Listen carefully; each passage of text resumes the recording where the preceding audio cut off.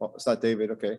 So this session is, as the name implies, it's like a risk and resilience under like a pandemic shocks or something like that. It's the title. And David, the idea is, we have David, we have Heidi, myself, Tom, and we're going to cover different aspects of supply chain resilience under pandemic. I think Heidi, you'll be doing transportation issues, right? Tom will be looking at issues of the pandemic related to developing countries. David's supposed to be giving us the big picture, and I was going to look at it from a federal standpoint. But this we're going to try to do. We'll start with Tom since he's here, and I can see. Let me share your screen here. See if I got this. If this is going to work right. Should I share? I did something wrong. I just I pressed share and I lost you here now. Okay, now I can share though. Let me see if I can. Okay, yeah, you want. Okay, this will stop the other screen sharing. Do you want to continue? I'm putting yes. Yeah, just do what. Yeah, do what you need. And now I'm sharing. Okay. There we go. Good. Let's see. I'm going to. Let me see why this shifted the screen. What happened to the? I mean, except for the cursor, so I should try to move that. Wait a second, let me, for some reason it shared, let me see. Stop the share, I'm gonna share it again. No, it looks good. Let me see if I can move this cursor out of the way. Wait. I'm not sure if you're seeing that, but we're seeing a big red cursor. Okay, I'm going to now share my screen again and see if it comes up on this center screen. Do you see my PowerPoint? Yep. Okay, now I'm going to display the if we see your notes, yeah, so there you go. Now you're okay? Yep. Thank you very much. A real pleasure to be here with you today. And I'm going to focus on risk and resilience in value chains in developing countries mainly, but also have some comparison with the US and with Europe. And I'll focus in on one major aspect of the resilience, which we all know to be e-commerce and the role that delivery intermediaries had co-pivoting with the pivoting that was being done by retail firms into e-commerce. Once the lockdown started, they needed to shift to e-commerce. And what I'm going to show is that a lot of this process, this structural change had already started before COVID-19. COVID-19 accelerated the rise of e-commerce and the rise of delivery intermediaries as a resilient strategy.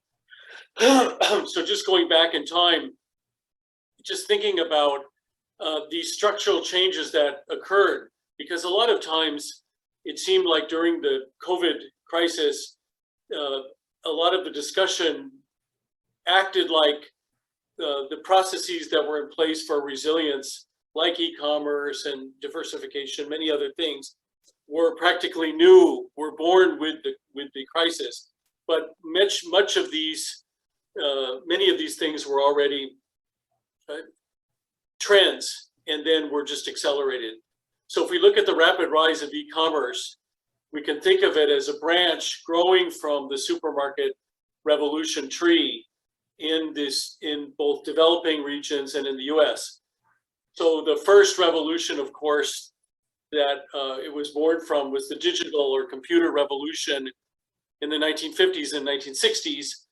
And that was extended or applied to internal firm operations from 1970s on. You found, for example, the SAP or these kinds of accounting programs, et cetera, that digitalize internal operations. Then, especially in the 1980s, you had the rise of e-procurement, which was the digitalization of supply links with farmers, but especially of food manufacturers from 1980s on. And as a part of that, you had in the 1990s, as a logical extension of e-procurement, the rise of digital B2B firms, business to business firms.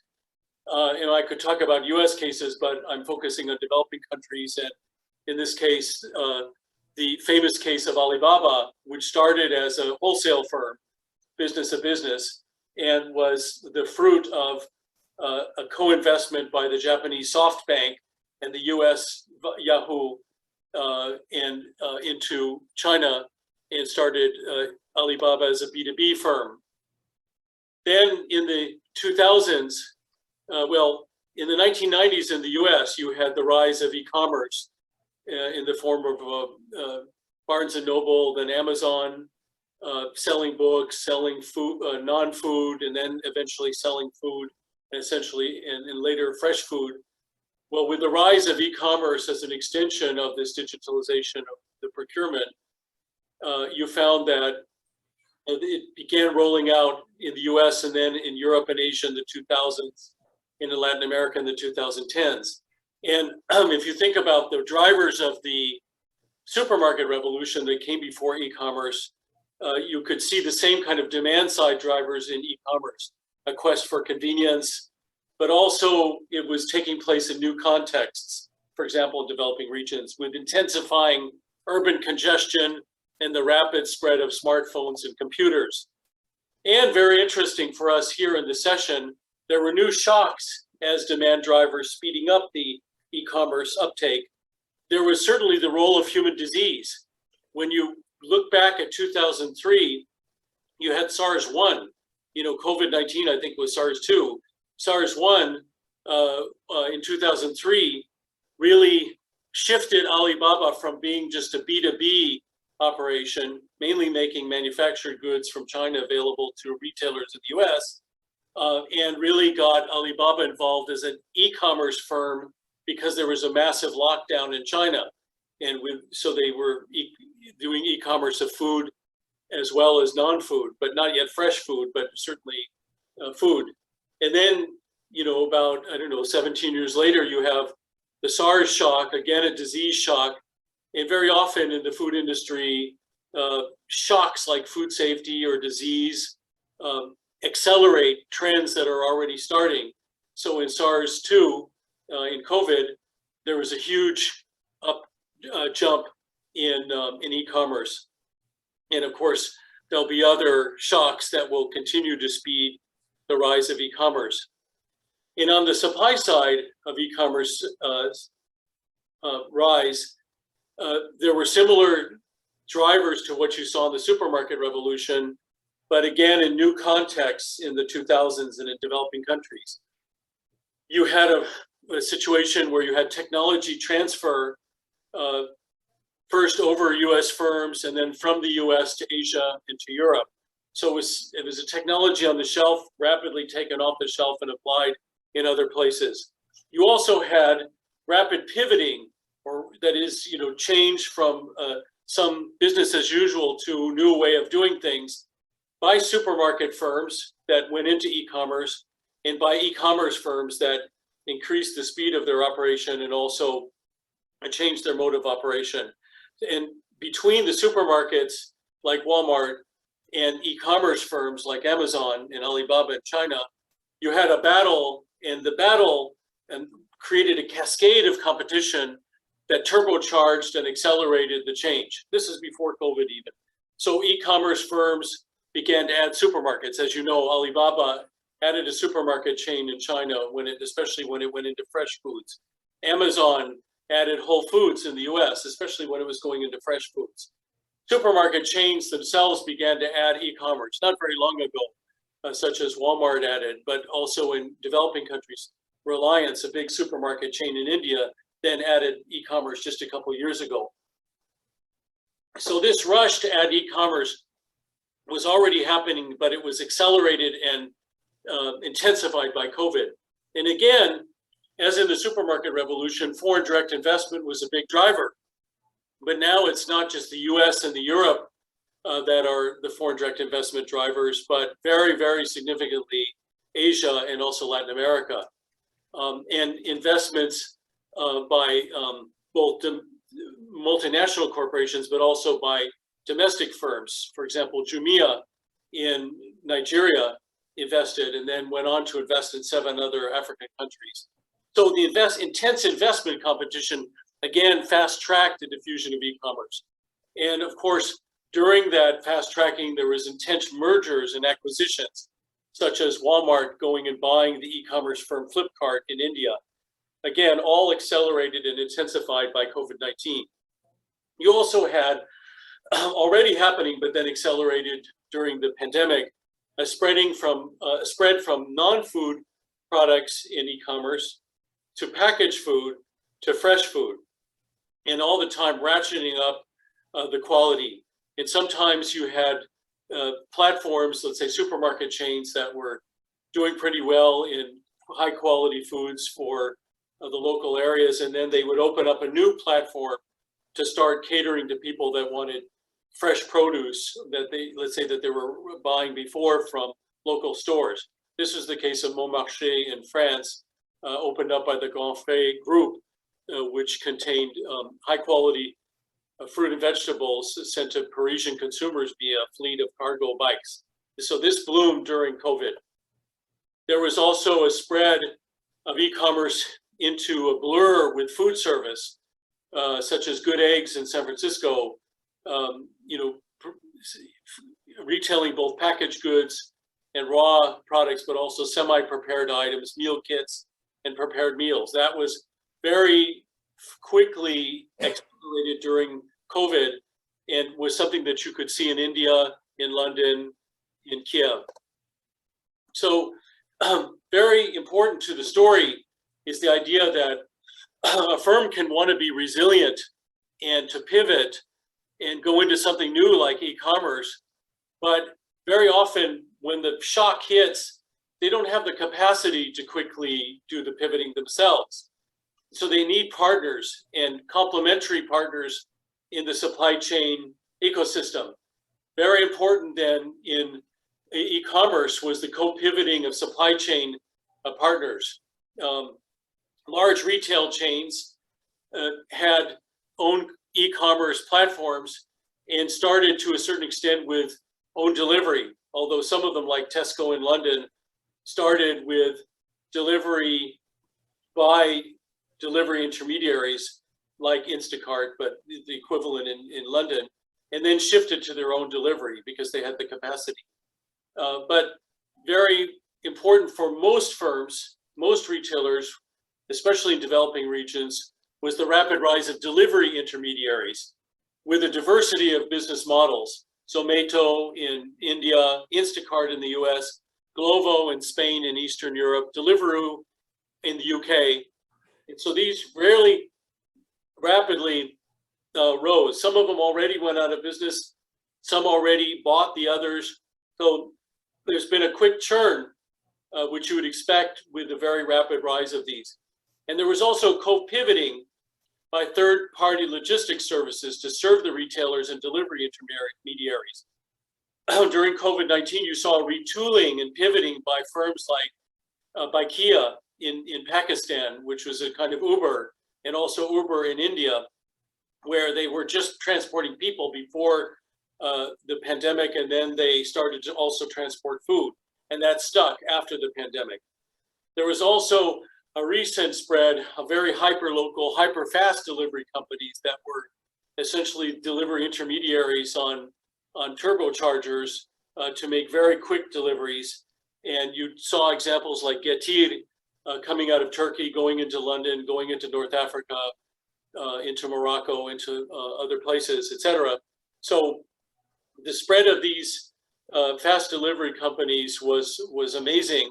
In some cases, they crashed and burned very quickly. Other cases, they increased their size. And it was fascinating to see that once those delivery intermediaries got into the wholesale game, essentially, or let's say the intermediation game between the e-commerce and the customer, they themselves started to vertically integrate into retail, such as Glovo did in Spain, opening its own retail operations. And as you'd expect with all this, with this churn, there's already emerging consolidation of delivery intermediaries in e-commerce. Glovo, a gigantic firm, that it was in many countries, was recently acquired by another delivery firm. Alibaba went in on a buying spree in Southeast Asia, buying up e-commerce firms and creating Lazada. So the acceleration of e-commerce gave way to a second wave of pivoting by these e-commerce firms, because retailers, such as I mentioned in Tesco, began to try to escape from some of the inconveniences of the delivery firms, because they had lost the brand identification by relying on delivery firms. So they began ramping up their own delivery services to compete. And also retailers began to invest in dark stores and external fulfillment centers in developing regions as well as developed regions, to be able to have their own capacity, either using their own capacity or again, with co-pivoting by service firms that help them to set up this second wave of solutions. For example, the Japanese company Rakuten Super Logistics, combining with the big chain Seiyu, used to be owned by Walmart in Japan, to form Rakuten Seiyu Net Super. So there was a second wave of pivoting and co-pivoting. And e-commerce firms and delivery intermediaries didn't just work at a large scale level, they also helped small and medium enterprises pivot into e-commerce. Fascinating stories here. Retail SMEs, like small shops in India, Kirana stores, began to adopt e-commerce. For example, using either Facebook or using the supermarket chain Reliance, they rolled out an app for small shops to be able to get their own e-commerce. The same thing was happening with masses of small restaurants that were using delivery intermediaries with apps to be able to stay in the game even during the lockdown. And Swiggy is an example of a delivery intermediary that had tens of thousands of small restaurants under its wing. And fascinating is that the SME retailers, even in wholesale markets and small little shops, were using hyper-fast delivery firms to stay in the game during COVID. Even market stands, you'd see like in a fresh market, were using small versions, let's say motorcycle versions of these delivery firms that rose specially to keep them into the game. And then finally, as you know, farmers themselves, this happened in the US with Market Wagon, for example, but in many other countries, farmers themselves began to adopt e-commerce and hook up with delivery intermediaries to be able to stay in the game. Wholesalers became e-procurement firms also, such as Ninja Cart did in India or Pinduoduo did in China, where it began to do some distant sourcing. And sometimes wholesale markets added retail e-commerce for their farmer trader base. For example, Rungis did that in Paris. This also happened in Myanmar, for example. All of these solutions were accelerated with COVID-19, and some of them will stick, some of them will reduce. And certainly in the long run and in the medium run, some of these shifts, as with the supermarket revolution, will represent challenges to suppliers. Procurement requirements of large e-commerce firms will be as challenging as supermarket firms were. Already this is seen with Amazon procurement system in Europe, which is going from country by country to regional procurement systems. So competition is increasing. Same thing has happened with supermarkets.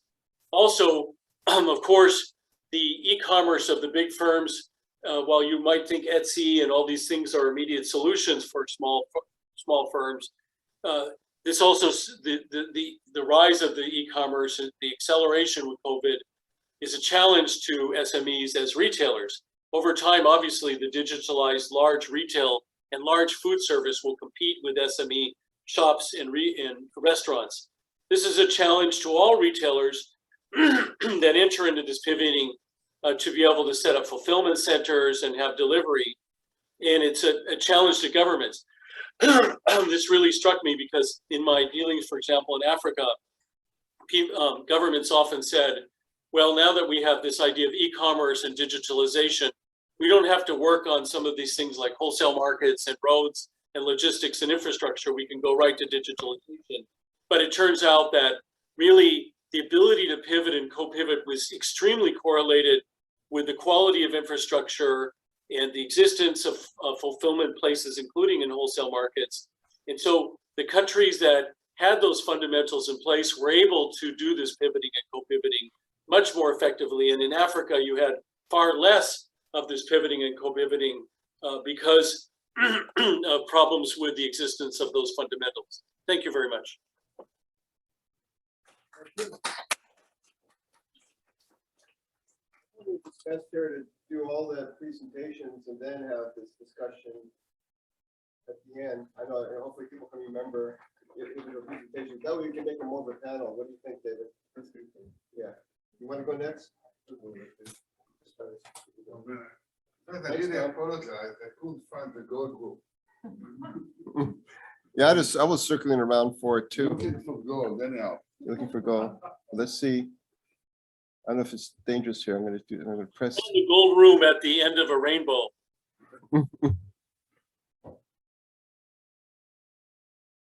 That's yours. Let's see. Now we're gonna. You are screen sharing. No, yeah, but we have to get over. I don't think people are.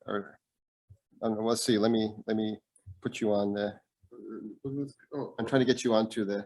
Okay. Yeah, I'm trying to get you onto the. If I can find this cursor again here. First of all, get you into the presentation mode. There you go. Hey, look at that. Okay, perfect. You Okay, so what I'll try to do is follow Tom and try to develop a different perspective, a little bit of that is really complementary, because the work that we are doing is very linked and complementary, and to a large extent I was inspired by Tom. So I try to speak about supply chain more from perspective of modeling, and I think altogether you can understand my perspective a little bit better after I speak after introduction. And so for several years I've been working with companies, and it was clear to me that what they really see as economics is, to a large extent, the big challenge of economic is design of supply chain. They really don't see market as a permanent feature. They see a lot of new arrangement of trading. There are many trading arrangements and they emerge, and they are result of design supply chain and innovation. So hearing it for many times, I started about several years ago, start to think about, gosh, how we develop some sort of modeling and economics. And I realized that Tom basically really was a guy that really thought about it long ago. So I'm really privileged working with him.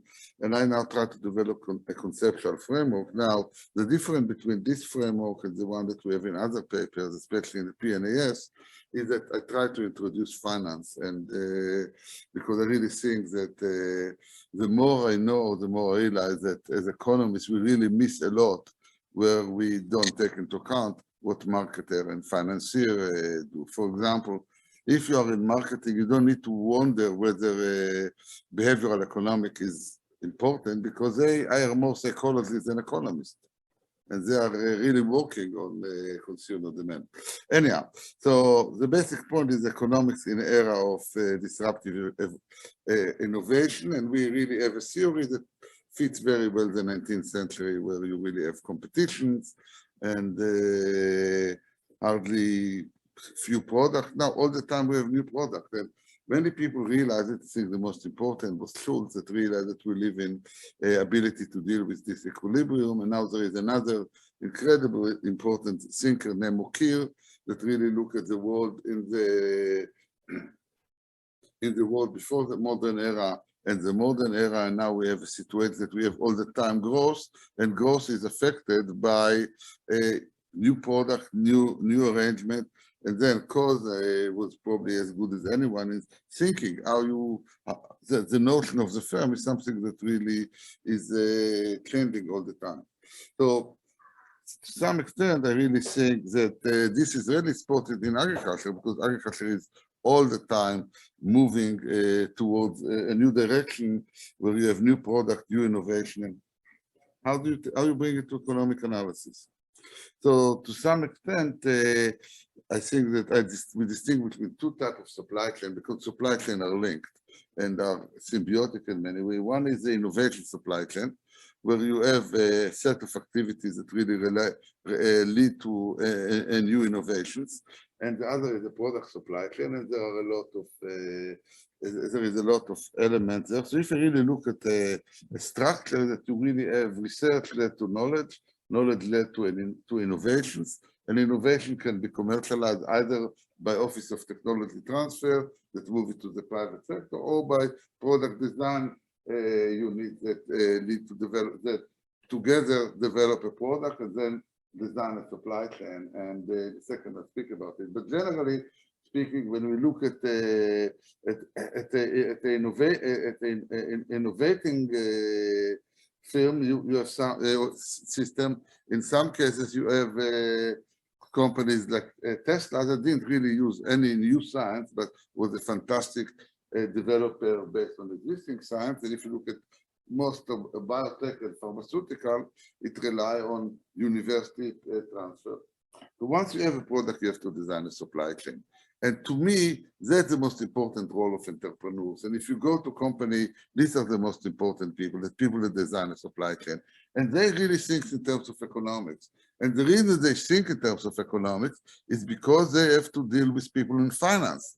And if you take a loan, you have to show people your rate of return and your assessment and all the options, and you get different terms of credit. So they all the time think in terms of the net present value and what type of, and how can I manage it to maximize expected net present value or to satisfy it, subject to constraint of credit and risk. So let's go to the issue of supply chain. There are several elements. The first thing is assess demand. I strongly believe that the demand is really is a key element that determines supply. No one will introduce a new technology or a new innovation if you don't think they will make money.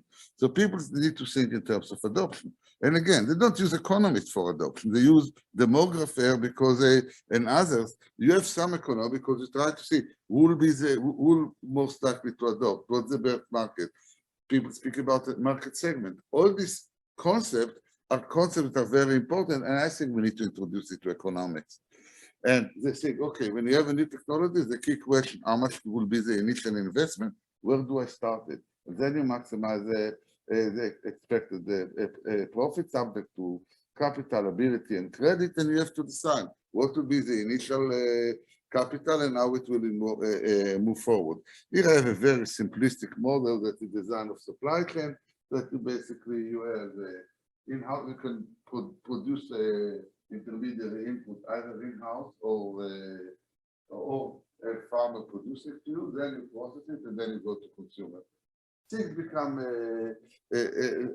more complex, but generally speaking, you have many examples where you start with an idea and then you decide, okay, if you're in Brazil, I will have a big refinery and I will produce the sugar cane. In the US, I will buy it from farmer. But this is the basic thing. I can play with the mathematics, but that's not the key point. But when you design a supply chain, you maximize expected revenue or net present value of revenue minus processing cost of production in-house, expenditure that you pay to supplier. But the key point is that entrepreneurs in the beginning try to be monopoly and monopsony, try to diversify profit between external and internal input, reduce processing cost all the time. He may specialize, and so this is a key element in a design of a system. Now, an innovation economy is market endogenous. Market become less and less important. You have different type of arrangements there, but in many situations there are 12 or 13% of the volume. So in the same way that in our day, when it comes to big decisions, we don't rely on market, supplier more and more operate on contract and there's vertical integration. And this thing is endogenous, and the nature of the product and technology and human capital is really important. Now, credit is really important in all this stuff. So generally speaking, if you really look at any product, you have revenue minus cost of processing and minus cost of production in-house, and you have this little function called H function. And it really tells you that a lot of time when you start with a new product, the cost of credit matters. So if the cost of credit is low and you get a loan from the government or you have a subsidy, you may have much bigger volume than others. And to some extent, credit is really, really important. There are many types of credit that you can take into account. And there is a lot of that to some extent you may change your activities based on the credit. If, for example, you get credit for clean technology versus a dirty technology, you will take the clean technology. So we really need the supply chain depend on all this. Now, the other thing that really matters is that is the important role of policy. That when you develop a supply chain, you really have a situation that government can support by credit, by R&D, by providing you some cheap input. So design supply chain design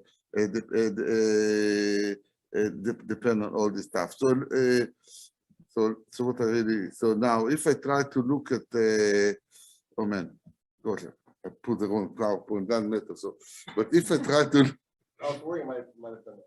oh, anyhow, so I send you the wrong PowerPoint, but it doesn't matter. But the key point that I want to make, there are many different types of credit.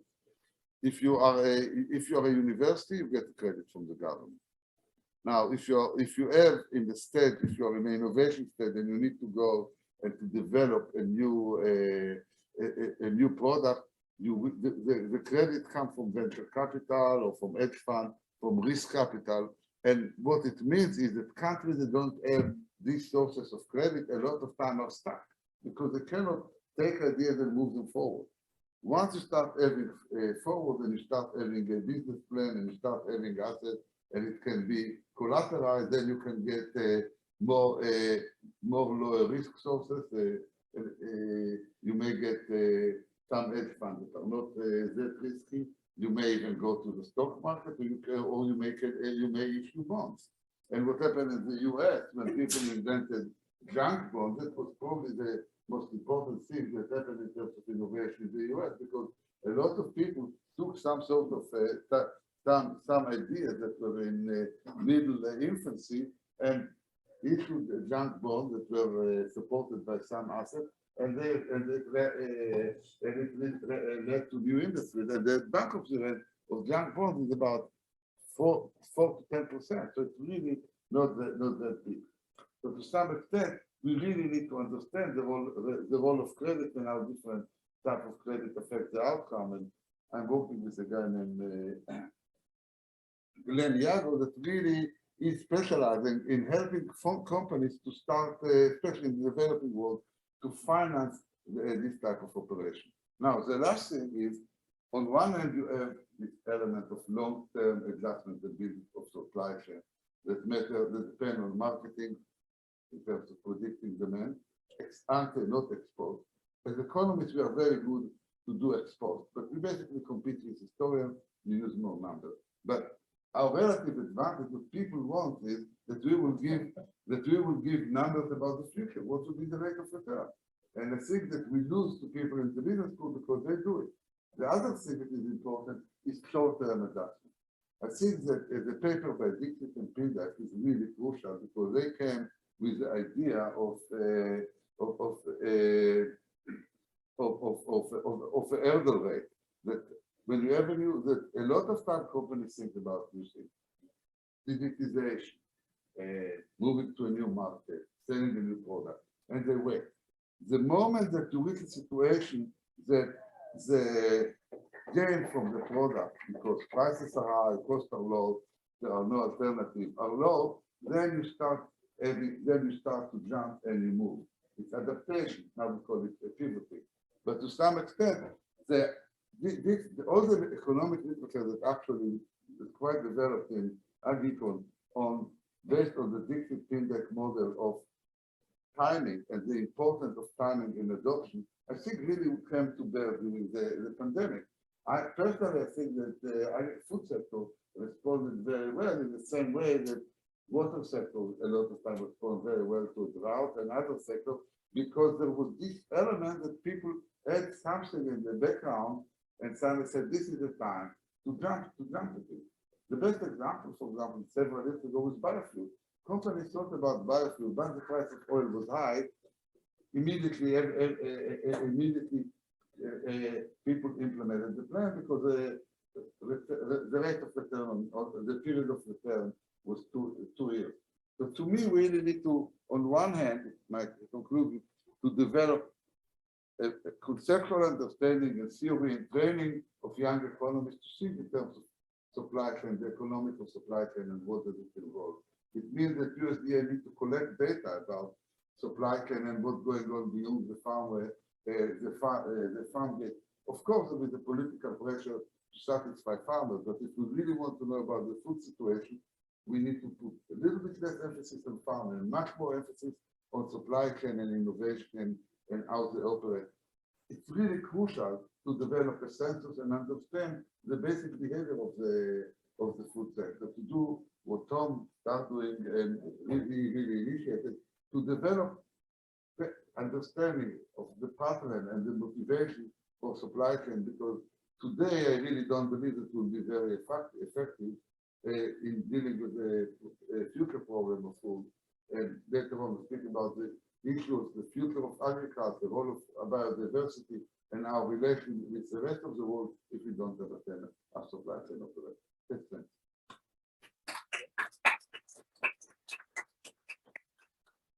Now we have Heidi. I guess people can hear that. What did that job of switching slides? Maybe. I thought I downloaded the one to the 130, the last second sentence.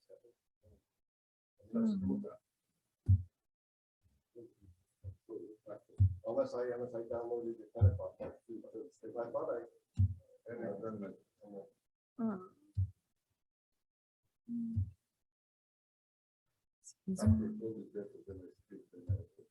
yeah. Okay. Oh, I see. Zoom is over there.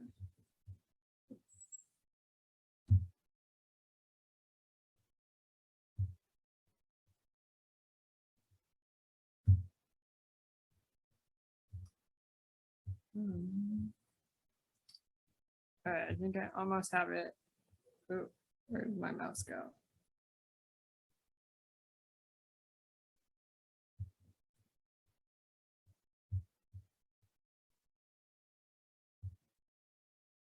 Oh, there we go.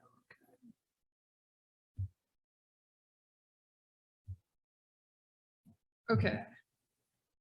I'll make sure that I don't go over time, keep track. All right, so I'm Heidi, and specifically, I think what I'm going to try to do here is just explain, well, yeah, talk about the supply chain, the pandemic, but specifically how freight markets fit into that, and I'll try to kind of highlight, especially the things that I think are unique about, oh, I guess I have to stand here so people can see me, about just agricultural products and food products.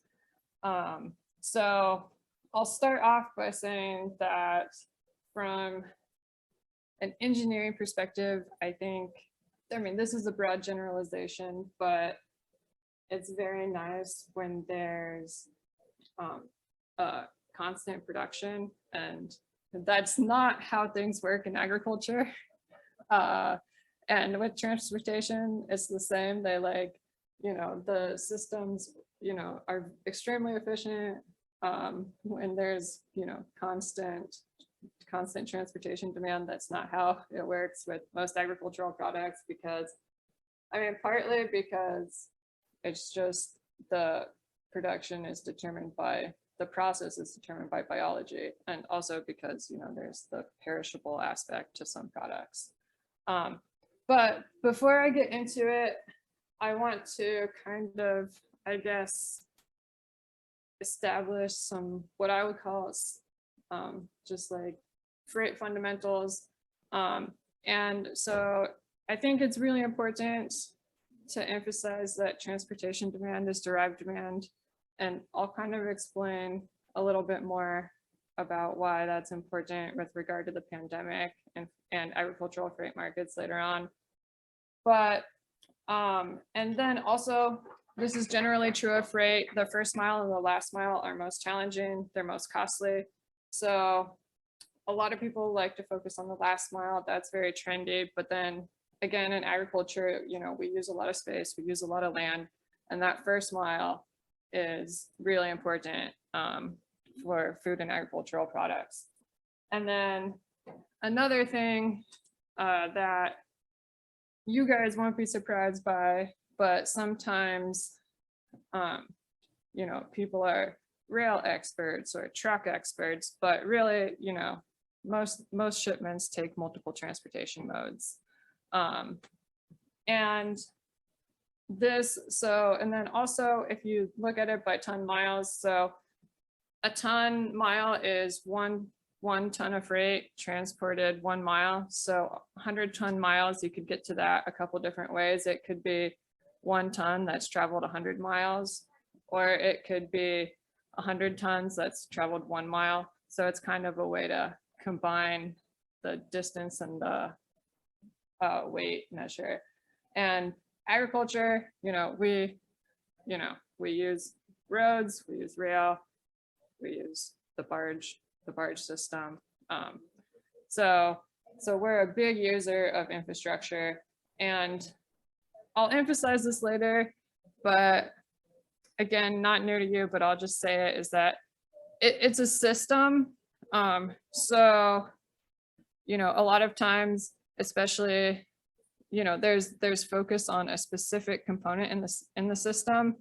And so a lot of people talk about bottlenecks, and, you know, there might be one bottleneck in the system, but fixing that particular bottleneck won't necessarily improve the system at all. You know, it depends. All right. Oh, I gotta click over here, I think. Okay, so a lot of people just say the pandemic, is that a disruption to the supply chain, to the freight system? I think this is semantics, but because I study freight markets, you know, I try to be somewhat precise and like kind of parse it out.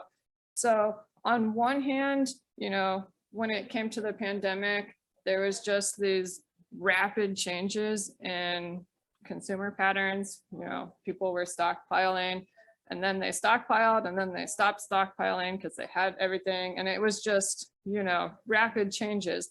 And I wouldn't call that, I don't think that changed anything fundamentally about the freight system. I would just say that, you know, with any market, you have, you know, a shift one way or the other in the demand curve.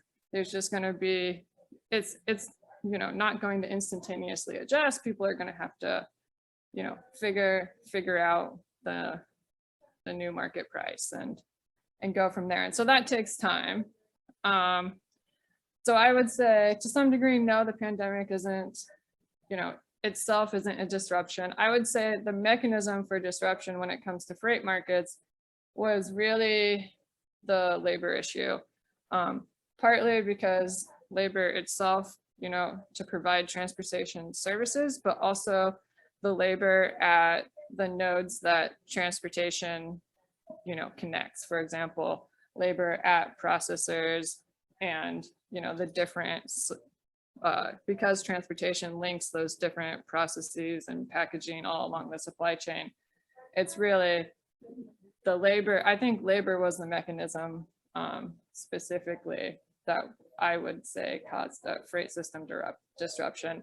And specifically, a big problem with that, because it's a system, is this equipment placement.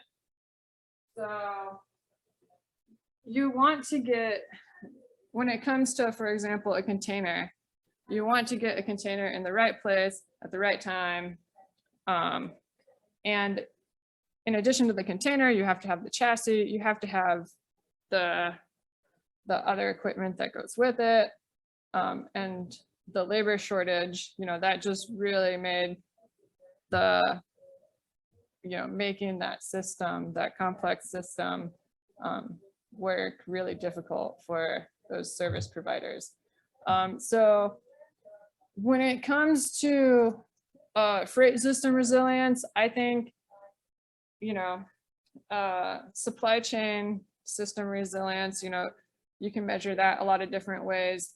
In generally for freight, what we do is we say, okay, you know, we have some network, we can measure how much, you know, capacity, you know, we can put on this network.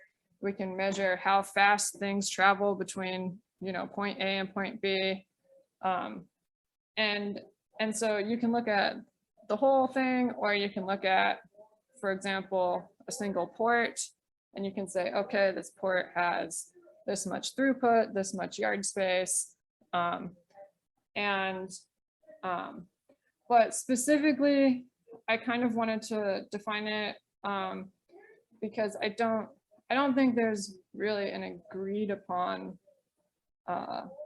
definition here, at least not in the literature. You know, every paper kind of uses their own definition, or you know, and so resilience, usually people talk about it in terms of the ability for a system to resist a disruption, and then also the ability of a system to recover from disruptions. And whether or not, you know, you want to recover to the same steady state or a previous steady state, that is something which, you know, people talk about, and I would say it depends, you know, on the context. But then that means that I have to define a disruption. So a disruption, that's just something that affects, you know, it could affect one of those measures, right? The capacity, it could affect, you know, the travel time, and, you know, and what's important for the COVID is it can vary by type, impact, you know, intensity. There's a lot of different ways to think about disruptions. So one reason I just put port congestion as an example here is because it's been in the news a lot in the past few months. So everybody's talking about the ports, and I think probably Walmart has one of the best. I would say Walmart is, you know, among the very best in the logistics business, especially when it comes to food. And they're having this problem, just like everyone else, where they have ships, you know, that are sitting out in the ocean, and then, but everyone's talking about the port. But the thing is, even if they got things off the ship, there's no space in the warehouse, and there's no space on the retail shelves. And so effectively, these ships are just storage, which is not new or surprising for people that deal with commodity markets. Oh, sorry. So that's actually something we see a lot. We've seen in the, not a lot, but we see not infrequently, you know, with oil markets, for example, real tanker cars, and then tanker ships, you know, being used for storage. And so, you know, now it's just, I think we see it in markets that we're not used to seeing it. So there's different ways to measure this. And, you know, you can look at it as a fraction of freight demand that can be met post disruption. But again, you know, you have, from the engineering perspective, you know, they'll take given a certain level of service, or, you know, fixed demand. And I think ultimately for firms right now, what they're thinking about is, because resilience can be costly, is how, you know, how do we, I mean, we don't necessarily want to maximize resilience, but we do want, you know, some sort of optimal cost-effective resilience.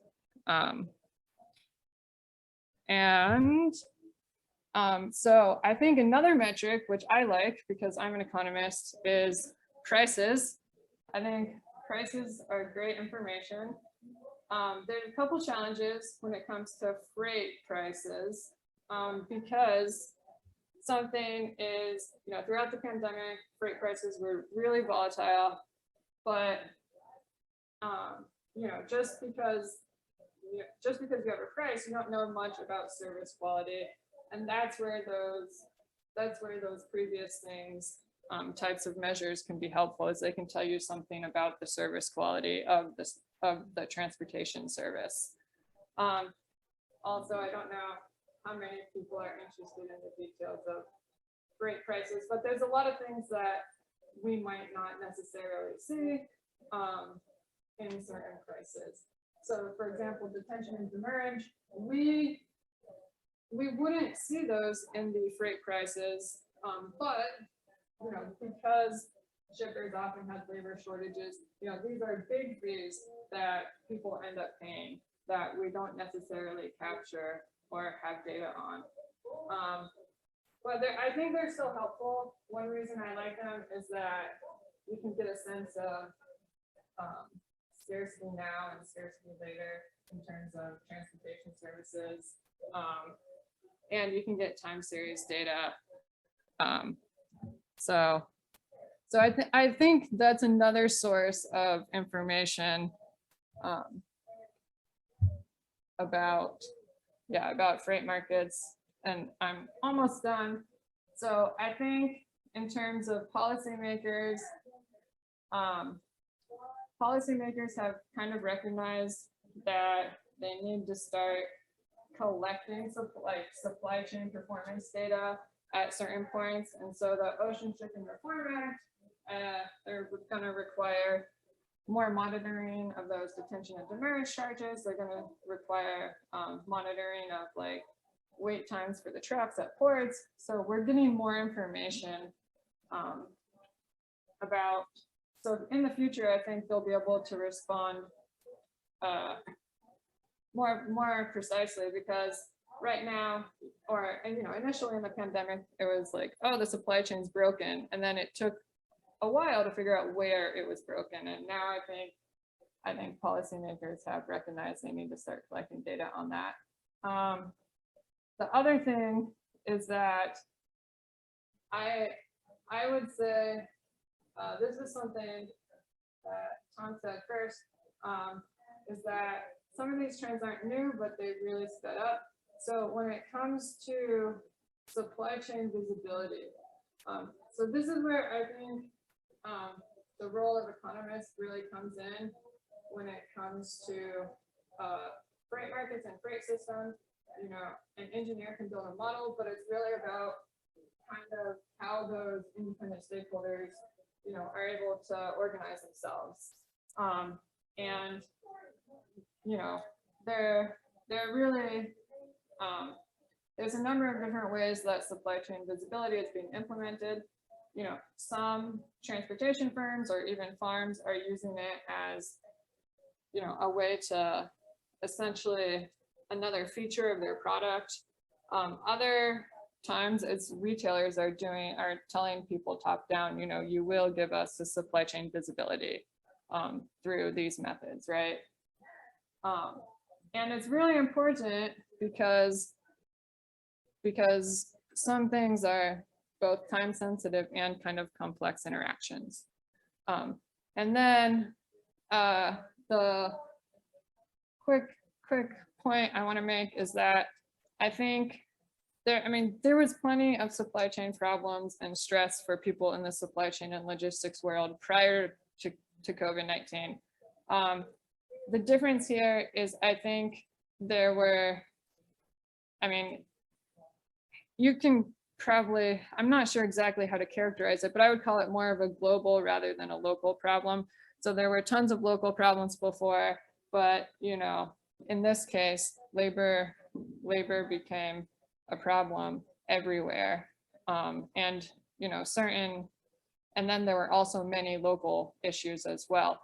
So it's not, so I would say that it's that was something that firms kind of weren't prepared to react to.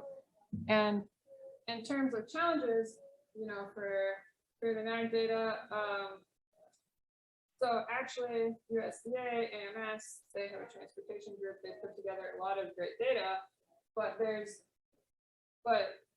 and especially when it comes to price. But we don't have the Q. The quantity is really difficult when it comes to grades. So that's something that's challenging.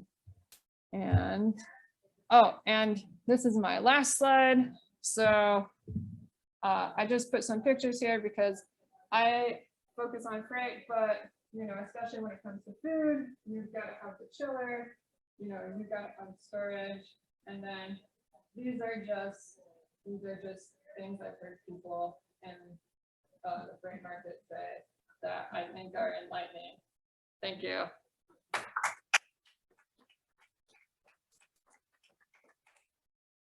Let's see if I can figure out how to get to my slides here.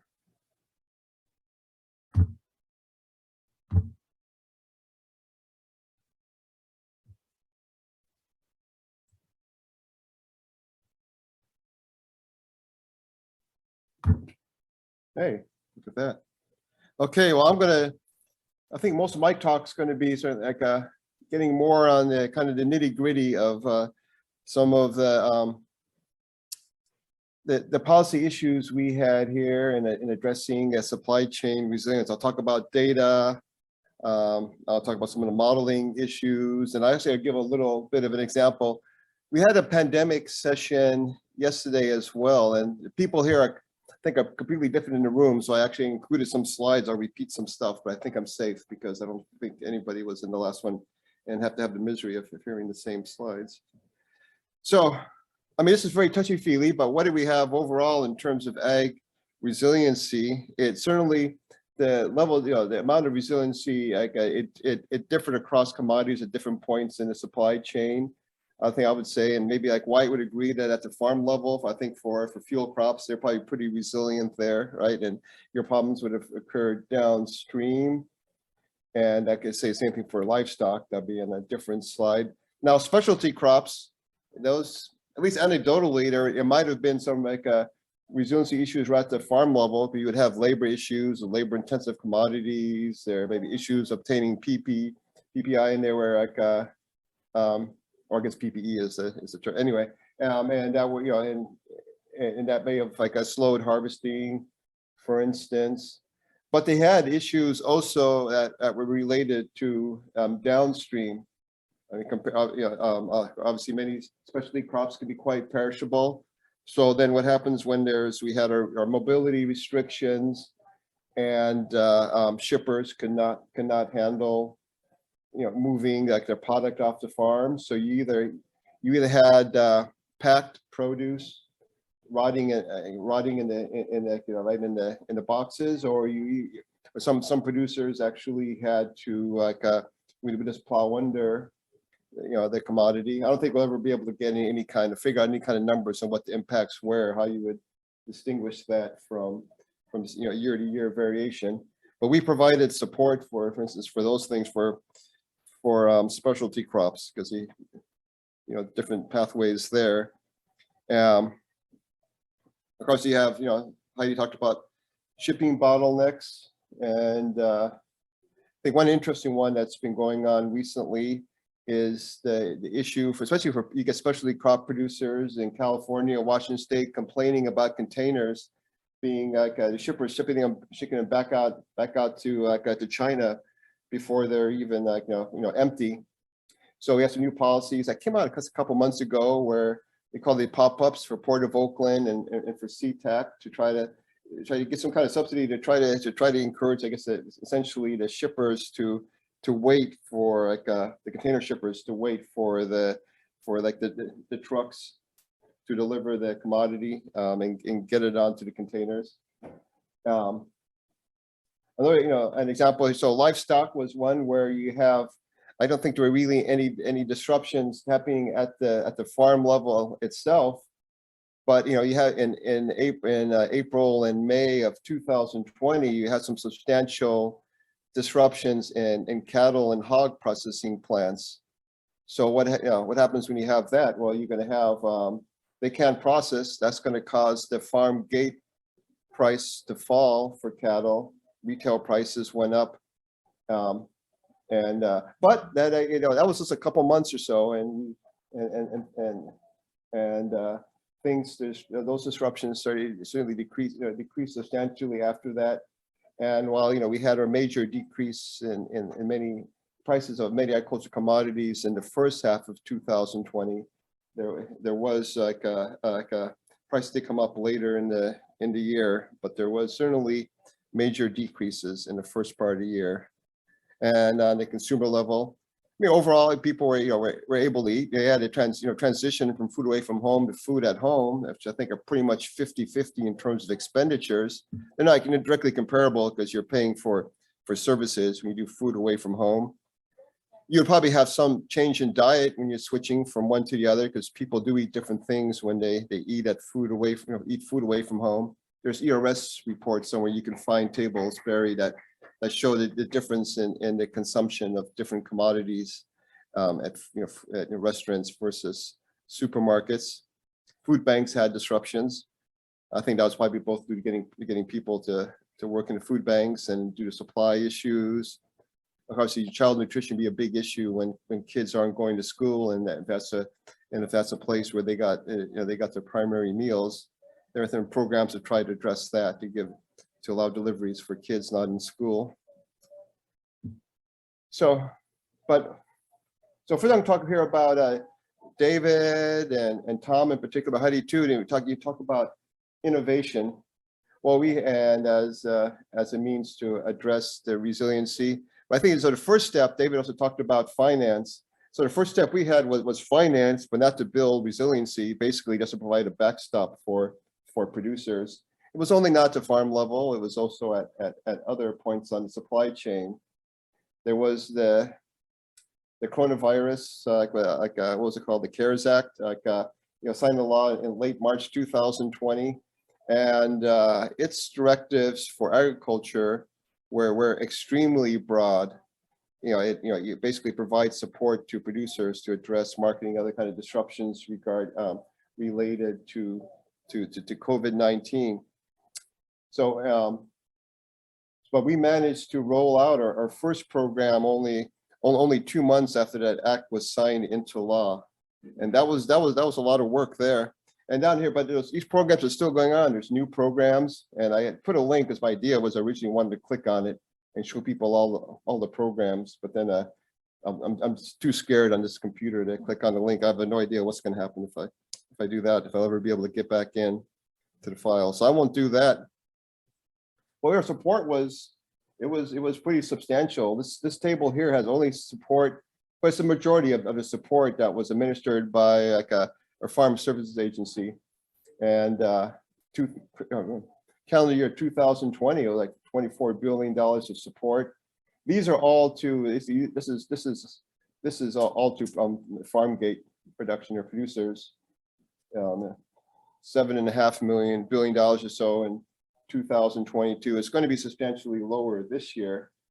But then we also had support to biofuel producers, $700 million there, because they had a major disruption in 2020 when people stopped driving and stopped using fuel, and even timber haulers that came up as a support item. They have lost, I guess, business in shipping when I guess the timber harvesting went down for a while, and food nutrition programs, and show some new food nutrition programs. So there's all these different points on the supply chain, but it's not really, these aren't sort of necessarily integrated in a formal kind of way. We don't have, we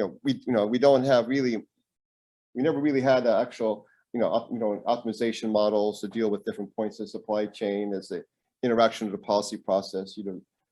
Identify different points in the supply chain we need to support. As economists, we'd estimate the cost of and impacts on different points in the supply chain. So that first part that I showed you was sort of your immediate support, finance to move the sector, just to carry them over in the impact.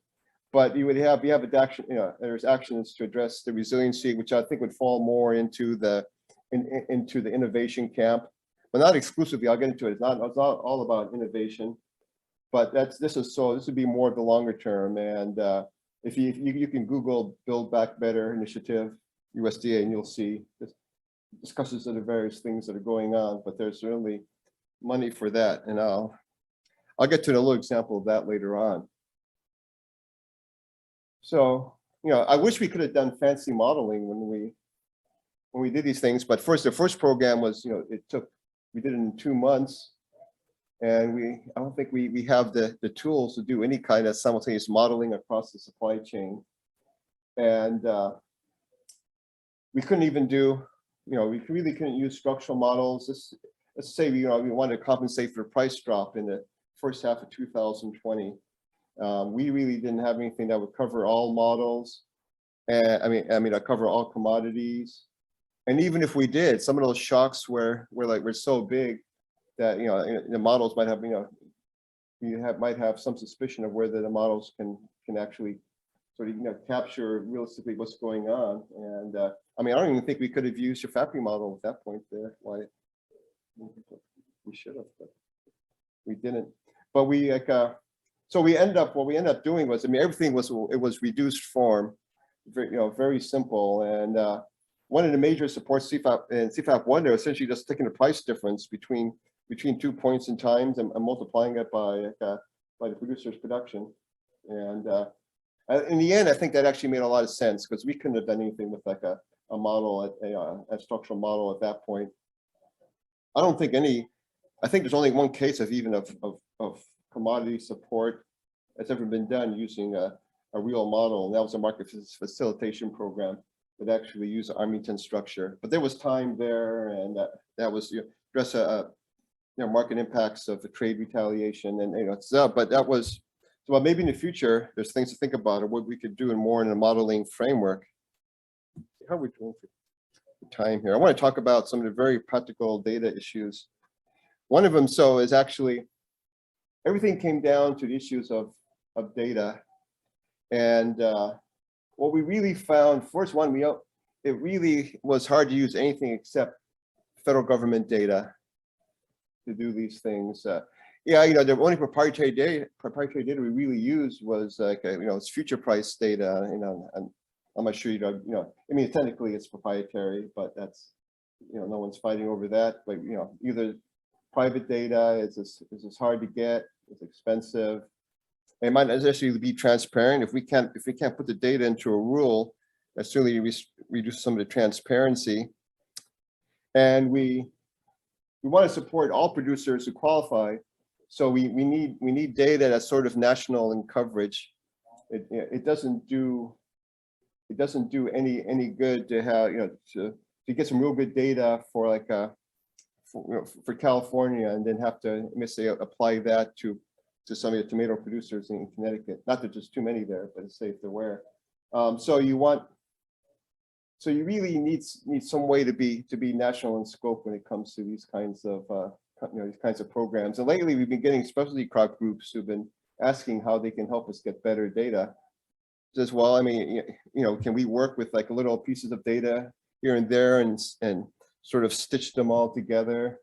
It's a lot of work. It's very time consuming.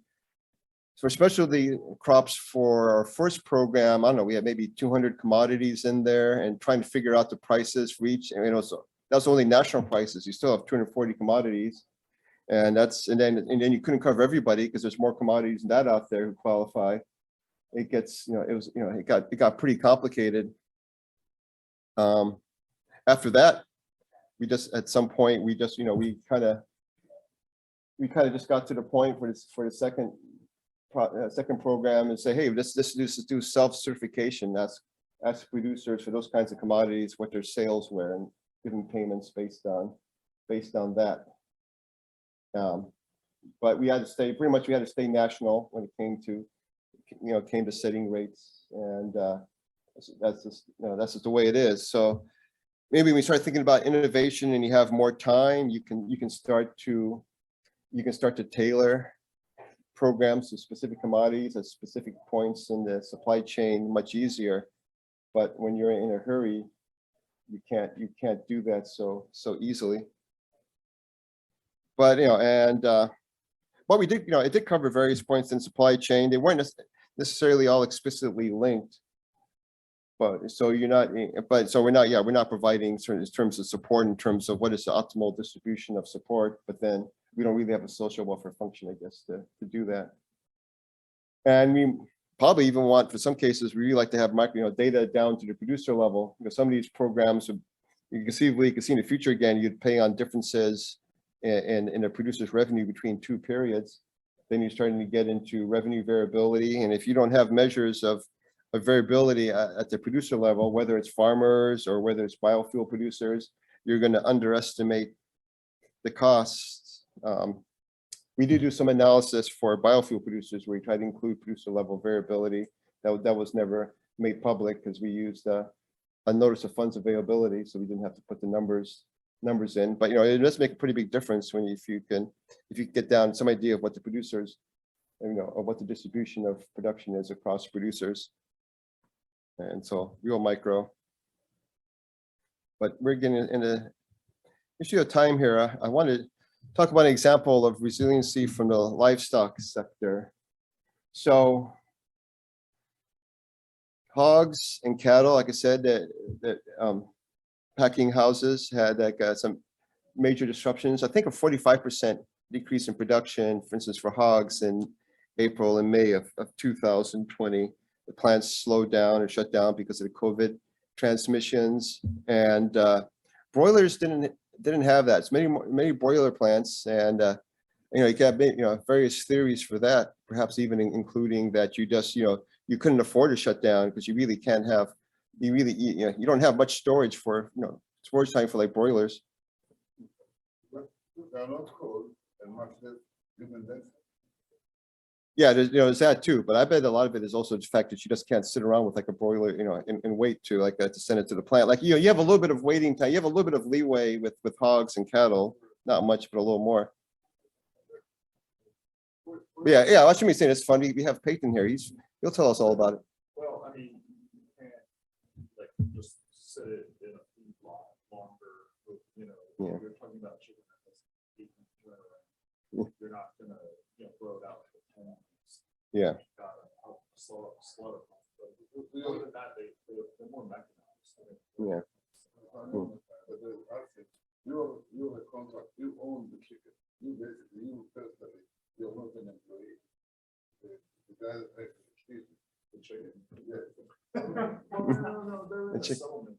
Settlement, but he lose from the settlement. For the price goes down. So the question is, what is the first time incentive to someone that is part of the revenue, to someone that gets salary? Well, anyway, it's certainly something to investigate more. But anyway, in the day, the cattle, the broiler plants didn't have the same kind of shocks that we had in cattle and hogs.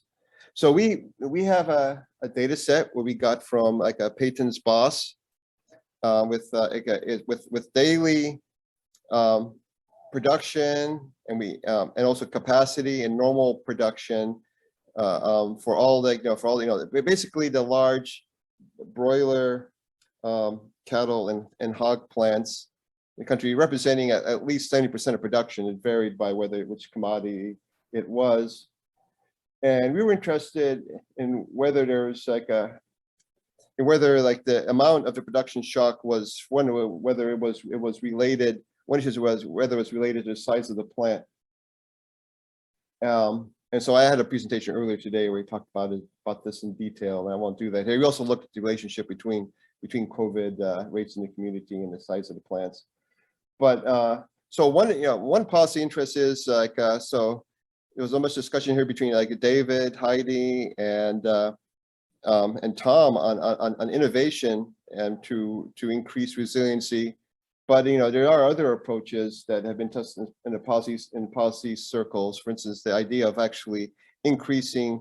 Well, if some people believe that if you had more small plants, you'd have more resiliency. So, and they support the construction of small plants. I'm not sure I would call that an innovation-ish, topic, but there could be variations on that. That could be innovation. So let's assume this is alternative to innovation.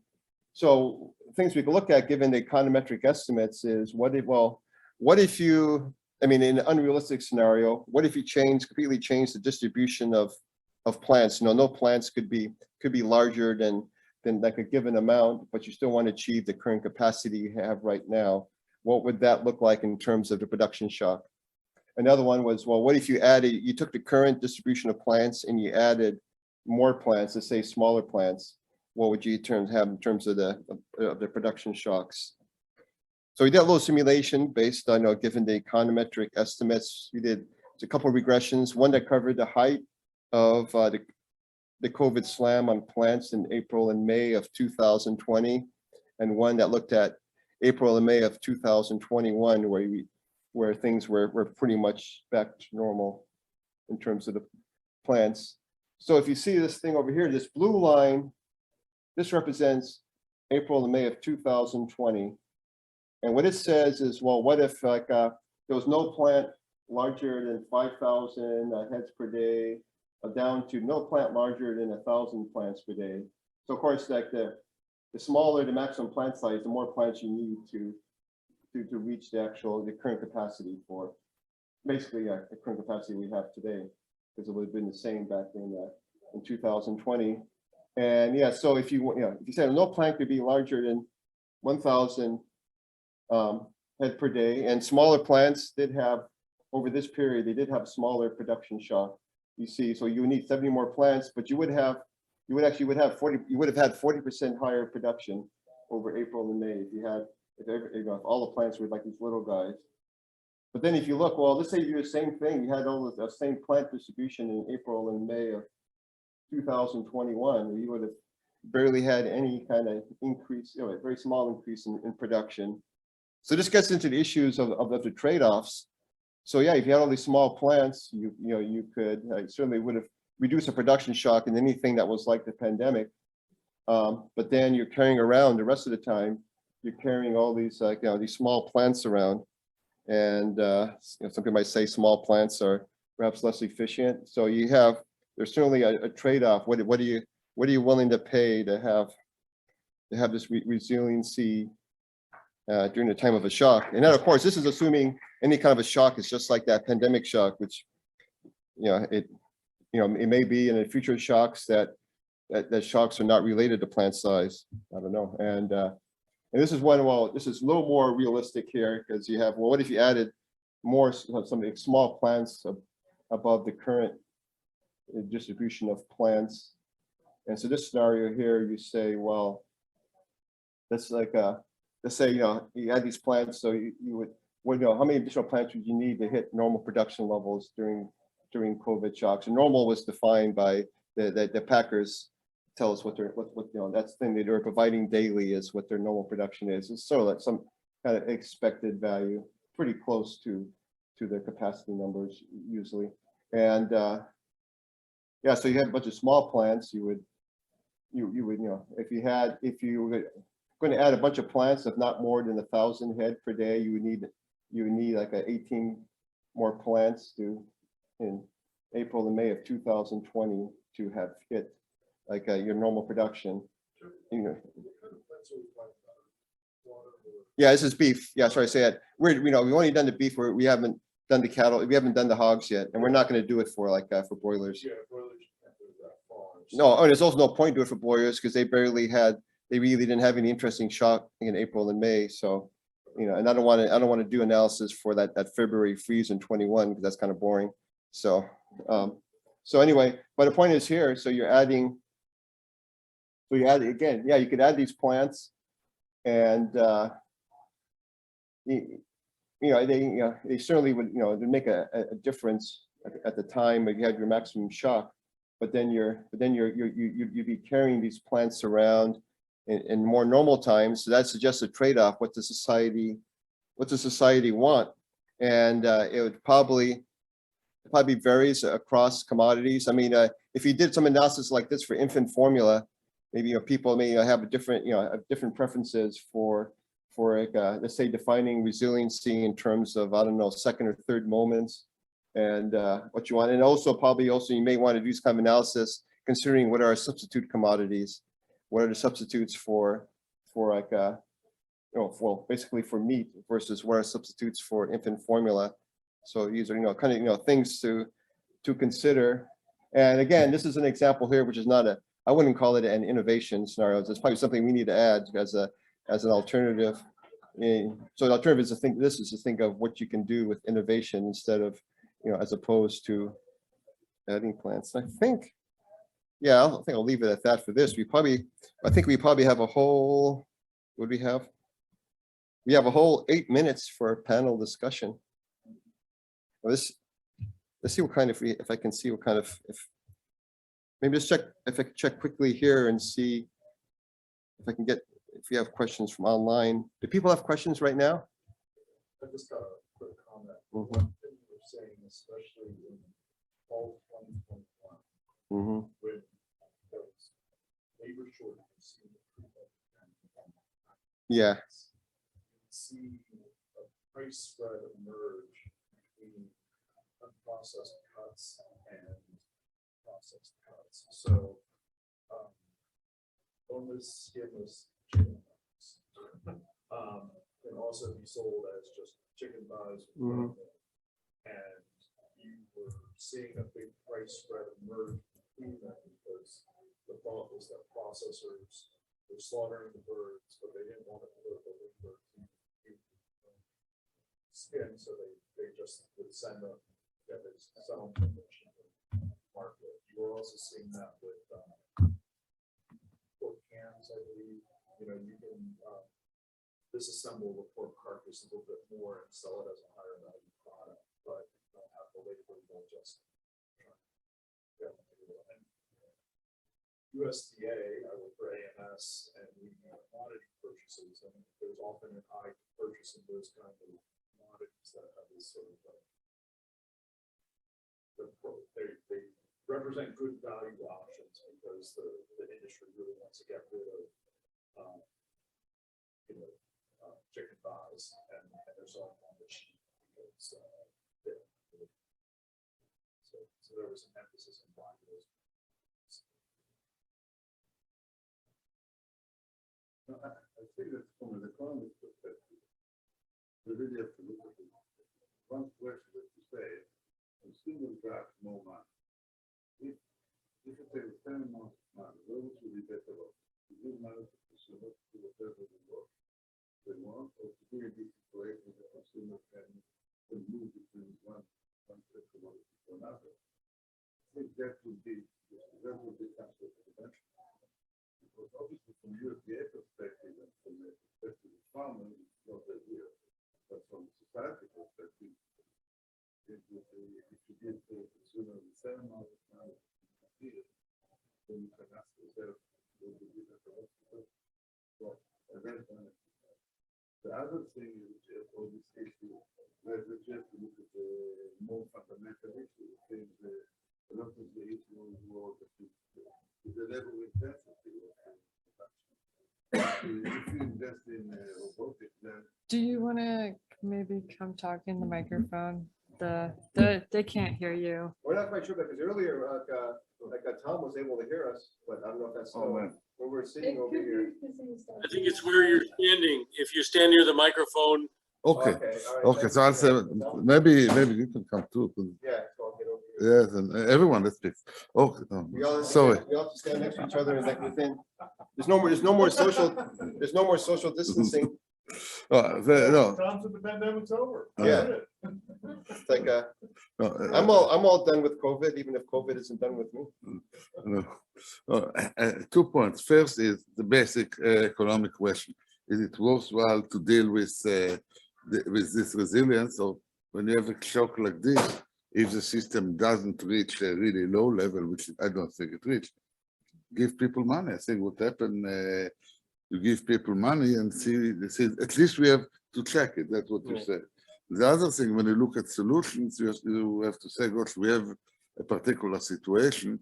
But maybe one of the solutions that you can solve a lot of this problem is robotic, because it allows you to overcome a lot of problems. So you have to look at building new plants with and versus thinking of robotics that can be a systematic solution to a lot of other problems, because the industry has a lot of problems. So my feeling is, it's like what happened after the Russian wheat deal.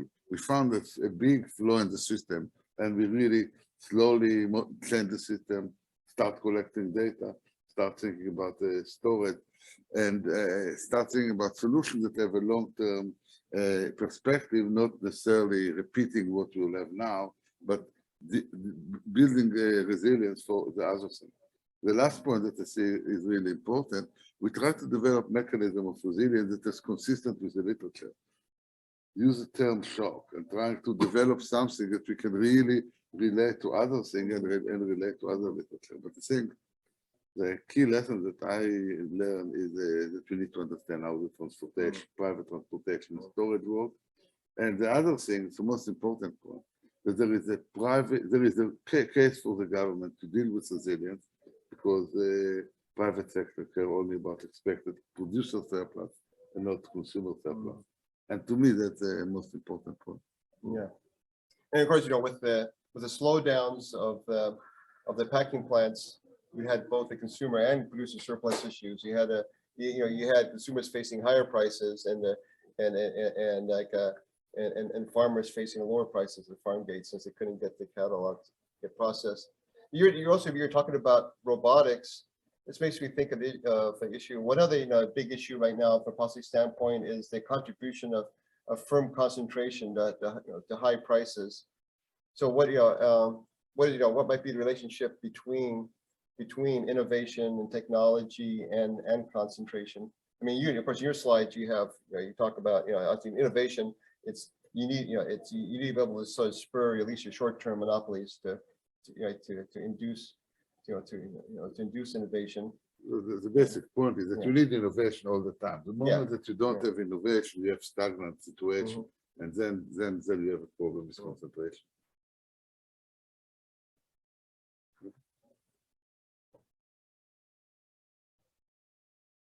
Any comments?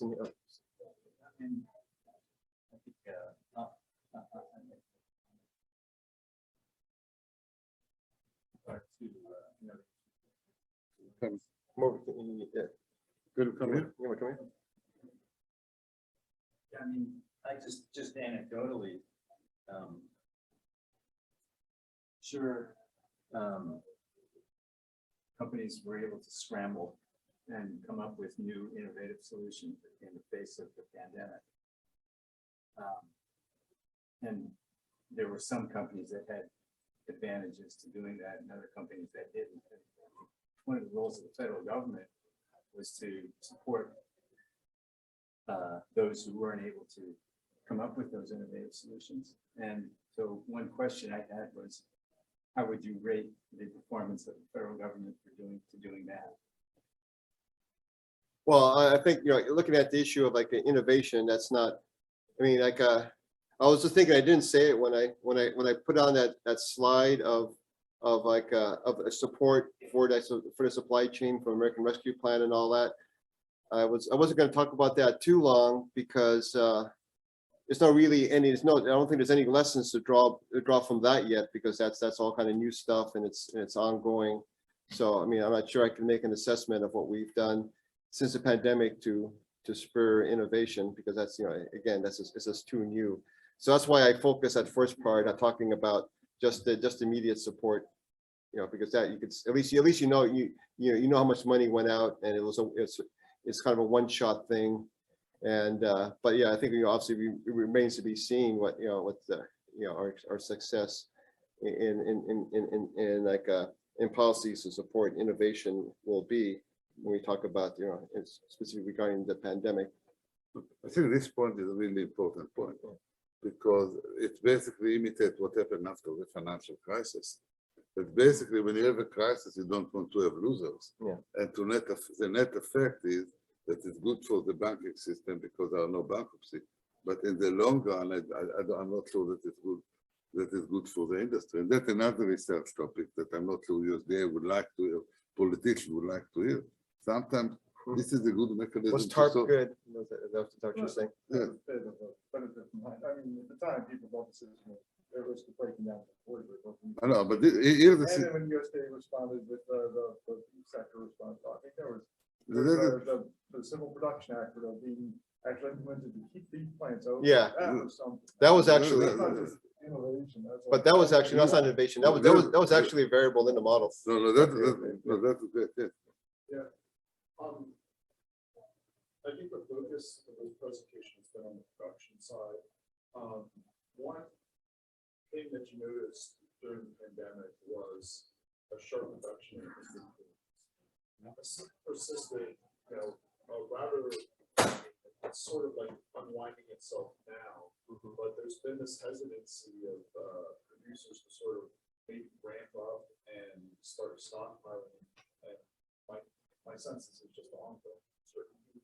But behind where things are going to be labor-wise, but also demand-wise. But I don't know that it's an element to address the public policy that I think about as well. Because it's again just cold storage, but commodities so now. Yeah, actually, that's really interesting because there is a big literature on storage to try to see if this more or less optimal response, or there is over or undercutting of storage. Yeah, you don't have an indefinite ability. You can't just freeze chicken for 2 years and say we're going to sell it like when we come out of this thing. It even perishes after it's been frozen, but it's just, there had stocking. I don't understand it entirely. I just know that stocks have been down for a long time. Yeah. It's